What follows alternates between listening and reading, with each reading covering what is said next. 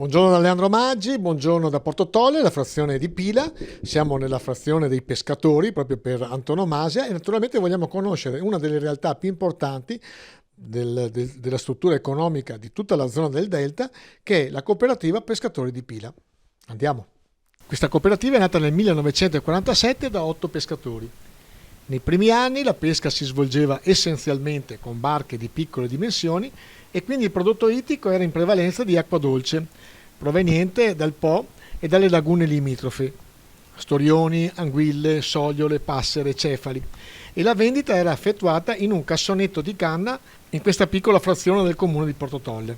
La cooperativa ha rappresentato e rappresenta la guida economica, avendo tra i soci la maggior parte degli abitanti. È stata regolarmente riconosciuta OP, cioè Organizzazione di Produttori, tramite decreto ministeriale del 10 marzo 2005 per le specie ittiche, alici e cannocchie, ed è stata una delle prime cooperative del settore pesca ad ottenere dal 25 settembre 2002 la certificazione ISO 9001 per la commercializzazione all'ingrosso di prodotto ittico fresco.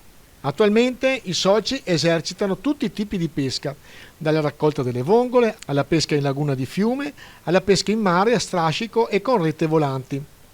Importante tra le attività di questa cooperativa il mercato ittico, che è appunto costruito nelle immediate vicinanze del porto, inaugurato nel 1995, vicino al porto peschereccio da laguna del Barbamarco. Nel 2001 detiene la concessione della provincia di Rovigo per l'autorizzazione dell'attività di cultura e grazie a questo sono stati realizzati in mare aperto dei vivai per l'allevamento di cozze. I numeri economici sono decisamente importanti. Purtroppo nel 2020 il fatturato è diminuito del 18,54% rispetto al 2018 per gli ovvi motivi della pandemia, ma in ogni caso il recupero è stato immediato in questo 2021. Quindi complimenti a questa eccellenza del panorama economico del Polesine e naturalmente saremo a disposizione per seguire altre attività produttive importanti del nostro Delta.